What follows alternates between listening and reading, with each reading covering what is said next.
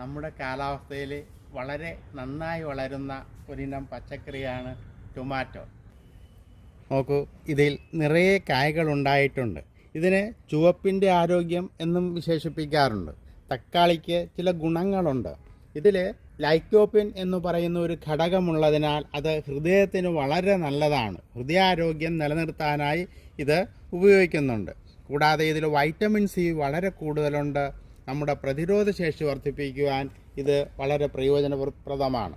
കണ്ണിൻ്റെ ആരോഗ്യത്തിനും ചർമ്മ ആരോഗ്യത്തിനും ഇത് വളരെ നല്ലതാണെന്ന് വിദഗ്ധർ പറയുന്നുണ്ട്. നമുക്കിത് പഴുത്തത് നോക്കി പറിച്ചെടുക്കാം.